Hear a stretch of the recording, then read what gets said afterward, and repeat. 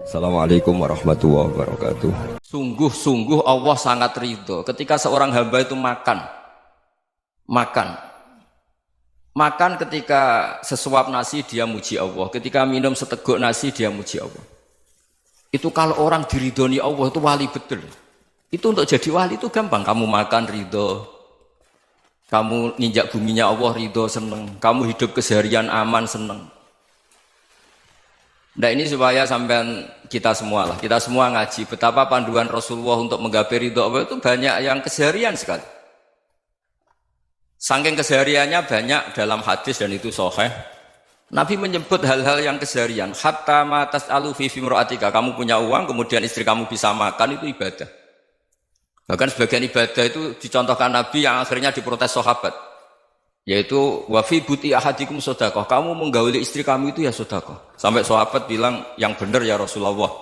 Ayati ahaduna syahwatahu wa huwa lahu ajrun. Masa urusan biologis, urusan syahwat kemudian dia dapat pahala. Nabi menjawab, alai salawadu'aha fi haramin akana alaihi wisrun. Bagaimana kalau dia meletakkan ke yang tidak benar itu kan dosa.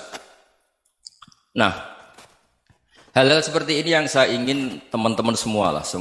Saya juga agak ingin ngaji demi Anda juga agak ingin. Itu dosa sekali ngaji kok pesanan kelompok tertentu itu enggak boleh. Islam itu untuk semua. Jadi ya cuma karena di depan saya jenengan ya seakan-akan jenengan korbannya. Itu ada ilmunya dalam usul fikih itu. Jadi orang itu harus ngaji usul fikih. Nama yang disebut, mungkin Mas Sufyan masih ingat zaman ngaji usul fikih. Nama yang disebut itu tidak jaminan sebagai prioritas perintah. Jadi misalnya gini, kebetulan yang di depan Nabi itu Abu Dzar. Nabi ya bilang, ya Abu Dzarin ini uhibbuka misalnya, atau ya Mu'ad ini muhibbuka, atau ya Abu Hurairah ini uhibbuka misalnya. Banyaklah riwayat yang Nabi nyebut ya Abu Dzarin, ya Mu'ad, ya Abu Hurairah. Kemudian misalnya Nabi meneruskan khitab, ini uhibbuka, saya mencintai kamu, fakul dubur sholatin, atau sebagian riwayat disebut fala tada'an la dubura kulli sholatin, Allahumma inni ala dzikrika wa syukrika wa husni ibadatik. Saya mencintai kamu, siapa saja. Mu'ad bisa, Abu Dzar bisa siapa? Saya mencintai kamu, mohon kalau habis sholat kamu jangan lupa wiridan Allahumma a'inni ala dzikrika wa syukrika wa husni ibadatik. Ya Allah, tolong kami permudah supaya mudah ingat engkau. Anda tidak bisa mentang-mentang, wong nama saya Parmin, nama saya Purnomo, itu yang diperintahkan Mu'ad misalnya. Jadi yang disebut satu, tapi khitab itu untuk siapa saja. Saya teruskan. Jadi saya mohon semua kita melakukan kebaikan itu kalau dalam kaidah fikih disebut al yakin la yuzalu bisyak. Banyak kebaikan yang kebenarannya itu 100%. Tidak punya efek samping ke pihak lain, ke kelompok lain, ke komunitas lain. Yaitu tadi misalnya Anda makan dan itu murah sekali, hanya butuh satu piring. Setiap punyaan kamu muji Allah, setiap minum kamu muji Allah. Itu redaksinya Rasulullah SAW disebut Allah sangat ridho ketika seorang hamba makan, kemudian dia memuji Allah. Atau minum, kemudian dia muji Allah. Logikanya gampang, negara seperti ini yang kamu harapkan bentuknya kayak apa, mertua, ipar, komunitas, tetangga. Itu nyata terjadi itu kan belum pasti. Sementara yang mesti terjadi adalah kamu butuh makan, kalau tidak mati. Butuh minum, kalau tidak mati. Butuh bumi yang nyaman ditempati, kalau tidak kita juga mati. Sebab itu Allah kalau menyebut nikmatnya itu hal-hal yang keseharian. Alladzi at'amahum min ju'. Allah itu siapa? Allah itu yang menciptakan kamu bisa makan. Tidak berlebihan. Allah itu yang menciptakan kondisi sosial itu ideal. Zaman Nabi itu ya ada orang munafik. Orang-orang pilihan Allah itu juga diuji orang sekelilingnya yang macam-macam. Semua diuji sesuai konteks zaman dan waktu. Nah, tapi ada ibadah-ibadah yang selalu disarankan Nabi. Sampai Nabi itu pernah ditanya, ayul islami khairun ya Rasulullah, Islam terbaik itu gimana? Jawaban Nabi itu unik. It'amut to'am. Islam terbaik itu ya makan-makan, jangan santai-santai. Ketika Allah menyebut beberapa kebaikan, falak tahamal aqobah wa ma adrokan Allah mal aqobah. Terusannya apa? Fakku raqobah. Terusannya apa? Au it'amun fi yaumin di masghubah. Ya itu acara makan-makan itu juga Islam. Kenapa? Ya bayangkan kalau tidak ada makanan kita mati kan? Kondisi sosial tidak ideal itu Anda masih gak apa-apa. Tapi kalau Anda tidak makan, Anda tidak minum, Kamu punya istri cerewet masih bisa hidup, punya mertua cerewet masih bisa hidup. Tapi kalau tidak makan bisa mati. Berarti penting mana istri sama makan? Penting mana? Makan. Semoga istri Anda dengar, nanti kamu disuruh makan tapi pulang deh. Itu kalau dibahasakan makan masih memahami. Penting mana nasi satu piring dengan istri. Nggak ada nasi mati, nggak ada istri belum mati. Penting mana? Gak berani jawab kan? Nah, ternyata Anda ada garang kan di depan istri. Jadi saya mohonlah, mungkin Mas Sufyan Sauri tadi yang bisa bantulah. Teman-teman tuh ngaji yang keseharian saja. Karena kita nyari ridha Allah itu berdasar firman Allah. Dan firman Allah itu menyebut keseharian tuh riang, gampang. Yaitu tadi misalnya wa min ayatihi manamukum billaili wan nahar. Termasuk ayat-ayat Allah itu kamu tidur. Maka dulu itu ada guyonan, ada tokoh Mu'tazilah, kelompok dalam Islam yang berpikir manusia itu bisa menentukan ikhtiarnya sendiri. Karena saya bisa duduk, ingin berdiri, berdiri. Karena kelompok ini nggak terima kalau semua kehendak Allah, nanti bagaimana kalau semua kehendak Allah kok ada hisab ya, ada sanksi. Lucunya itu dia akhirnya, ini cerita ya, mencintai seorang perempuan, cantik sekali. Dan itu dia menjadi ahli sunnah itu oleh hal-hal yang sepele. Karena istrinya cantik, ya namanya suami istri hubungan intim. Terus ditanya, Mas, masih ingin lagi? Masih. Silahkan diulang lagi. Wah ya tidak bisa. Katanya manusia bisa menentukan yang diinginkan. Itu tobat itu. Itu nggak bisa ditobatkan Mas Sufyan Ats-Tsauri. Orang cantik yang mudah nobatkan orang itu orang cantik. Segampang itu. Akhirnya kita tahu, makanya kalau dalam kitab Hikam itu disebut al-aqil mayyakul madza yaf'alu wa hubi wal ghafil mayyakul madza af'al. Orang yang punya akal karena sadar ini wilayah Allah, semua milik Tuhan. Itu dia tiap hari berpikir, besok Allah akan melakukan apa terhadap dunia ini. Kamu merencanakan sesuatu mau plesir, ternyata gempa. Mau wisata ke Rusia, ternyata perang. Kamu tidak pernah tahu apa yang akan terjadi besok. Wa ma tadri nafsum madza taksibu ghadan. Tapi anda semua kita ini sering punya jadwal permanen. Makanya saya kalau diundang siapa saja, sana takdir. Yang jelas Gus ini acara penting. Ya masih acara penting nak pangeran ngersakno piye? Kok ape dadi pangeran? Kamu kok mau jadi Tuhan? Itu kadang ya kiai. Penting Gus acara ini jenengan harus memastikan bisa. Loh kamu itu yang ngajarin tauhid, sesuatu itu biadillah kok bilang-bilang apa pasti. Kalau maksa terus tak tobatkan loh kamu kata saya. Ya kalau gitu Gus bilang insya Allah. Wah itu hati saya, fisik saya, roh saya sudah bilang insya Allah. Tidak usah kamu latih kata saya. Nah hal-hal tauhid keseharian itu gampang sebetulnya. Wal ghafil yaqulu madza af'al. Tapi orang yang lupa Allah dia setiap hari bilang besok apa? Kita bisa melakukan apa? Seakan-akan dia itu aktor, dia penting, dia subjek permanen, dia. Padahal kita ini hanya objek kehendak Allah Subhanahu wa taala. Karena kita yakin sesuatu yang terjadi di alam raya ini kita tidak bisa apa-apa. Makanya saya sering ngaji, sering bilang saya. Ketika Anda mensifati Allah, Dia yang menghidupkan. Sudah itu tanamkan sehingga ketika kita mati santai saja. Kenapa santai? Allah punya cara menghidupkan kita. Zaman kita hidup juga gak tahu caranya ngelola jantung, ngelola paru-paru. Kamu juga gak tahu ngelola oksigen yang tidak beracun, tidak ngandung polusi. Tahu-tahu hidup. Gak ingin tua ya tahu-tahu tua, gak ingin mati tahu-tahu mati. Selama ini kita hidup juga gak tahu apa-apa sebetulnya. Hanya gaya tok, punya jadwal, punya planning. Kalau kamu bisa menentukan pilihan Anda, pasti Anda istrinya cantik, 4 neriman semua, qanaah semua. Nyatanya enggak kan? Ada 1 jelek, cerewet. Wah itu kan, nyatanya enggak bisa apa-apa Anda kan? Dan kamu bawa mati lagi. Itu kan, istri Anda juga gitu, punya keinginan, punya suami yang ganteng, yang jabat, yang neriman, yang enggak poligami. Ya enggak kesampaian juga.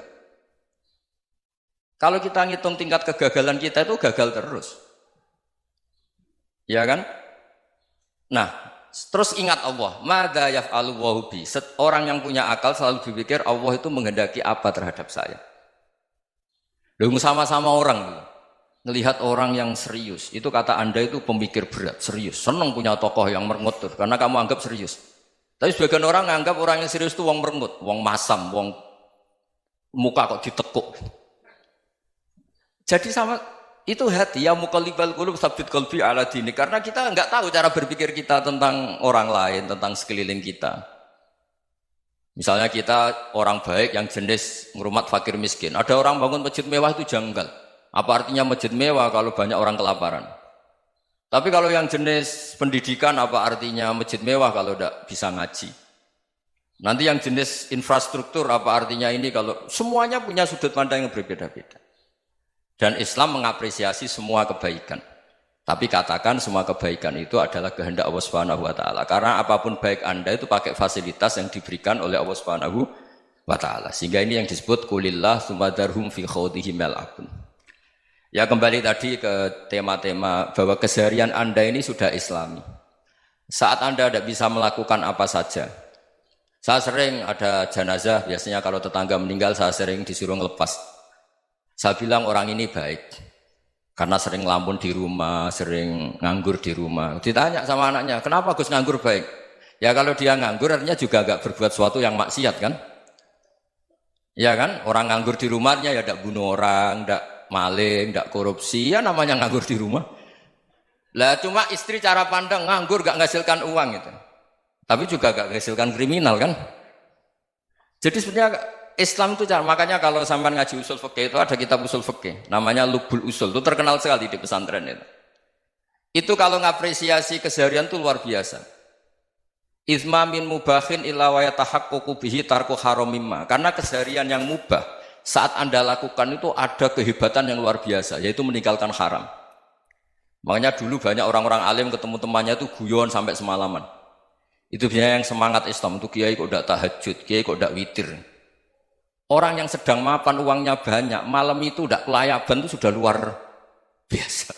Melawan nafsu supaya tidak maksiat itu sudah luar biasa. Supaya lupa guyon sama temannya semalaman sampai subuh. Gejlok-gejlokan ngenang zaman miskin, zaman kuliah nggak jelas, zaman apa. Melihatnya jangan takut tahajud. Seperti ini meninggalkan tahajud, tapi meninggalnya ini talqul muharramat. Jadi kayak apa hebatnya? Sehingga Imam Ghazali punya riwayat yang agak unik. Hatta takuna ibadatu akhiri hadil ummah iku an-naum. Sehingga suatu saat ibadah terbaik umat ini itu tidur. Itu kan riwayat kontroversi. Ketika Imam Ghazali tanya, kenapa iya? Kenapa kamu mulai keluar dari rumah itu sudah banyak maksiat? Melihat perempuan yang enggak mahram, melihat fenomena. Tapi kalau kamu tidur itu enggak melihat apa-apa. Tapi juga kamu jangan menganggap tidur itu ibadah betul. Saatnya melakukan fardu ain malah masih tidur. Tapi itu sudut pandang yang menjadikan kita Islam itu gampang. Jadi saat Anda tidak bisa aktivitas apa-apa, misalnya ada beberapa orang yang lumpuh. Lumpuh itu memang nggak bisa Jumatan, nggak bisa ibadah, tapi dia juga nggak bisa maksiat. Tidur itu memang Anda saat itu tidak bisa tahajud, tidak bisa witir, tapi saat itu ada zina, ada maling, tidak gosipkan orang, tidak bully orang, tidak menanamkan kebencian, tidak hasud. Sehingga tidur menurut Allah Ta'ala wa min ayatihi manamukum billaili apa? Wan nahar. Karena di tidur itu selain ada unsur istirahat, jaga kestamina, juga ada unsur meninggalkan beberapa keburukan. Nah saya mohon ibadah yang keseharian ini kita jaga. Supaya kita semua baca ayat itu fasih. Fasih itu tertanam di hati. Allah itu siapa? Alladzi at'amahum min ju'i wa amanahum min khauf. Dan Allah kalau cerita di Quran itu anna subabnal ma'a subba thumma syaqaqnal ardhan wa syaqqa fa ambatna fiha habba wa inaba wa qadba wa zaituna wa nakhla wa hadaika hulba. Kamu tahu saya ini siapa kata Allah? Saya ini adalah Tuhan yang menurunkan air, kemudian ada tanaman banyak. Habba wa inaba wa qadba, ada zaitun, ada tin, kalau orang Jawa mungkin ada tela, ada padi, ada mangga, ada pisang. Sudah. Wa inaba wa zaituna wa nakhla wa hadaika hulba. Ada perkebunan yang lebat. Tujuannya apa? Mata Allahkum, silahkan kamu pakai, kamu nikmati. Tapi karena kadang kita ini punya ide-ide besar. Tadi untuk syukur saja nunggu punya istri riman, rumah baik, tetangga baik, komunitas baik, semuanya baik baru syukur. Lama-lama nanti ada di surga, syukurnya nunggu surga paling kelas A. Itu sudah ada yang menghuni Rasulullah, kamu nggak boleh di situ. Masa untuk syukur saja? Repotnya Masya Allah. Jadi mohonlah Quran yang kalau Anda hafalkan juz sama itu kan ada ayat-ayat yang kayak tadi. Ya, fal yang dzuril insanu ila ta'ami. Coba lihat. Apa yang kamu makan ya? Dari mana? Dan untuk mempertahankan hidup kamu keseharian. Jadi jangan kira ibadah itu harus membentuk komunitas yang versi Anda. Ibadah itu harus yang hal yang mulu-mulu. Kesehariannya Anda alami. Loh ini saya tidak bikin-bikin. Saya ngaji bukan karena berdasar pesanan. Itu ayat yang saya bacakan betul ada ayatnya kan. Fal yang dzuril insanu ila tu'ami anna sobabnal ma'a sobba thumma syaqaqnal ardo syaqqa fa ambasna fiha habba wa inaba wa qadba wa zaituna wa nakhla wa hada'iqa ghulba. Terusannya apa? Mata'al lakum, silakan kamu nikmati. Mata itu silakan kamu nikmati. Ya kayak sampean dikasih hidangan ya makan. Ya sudah makan, habis makan ya minum, habis itu ngantuk ya tidur. Ya sudah normal-normal saja. Kayak apa indahnya Islam? Tapi Anda mencari Islam yang gimana lagi?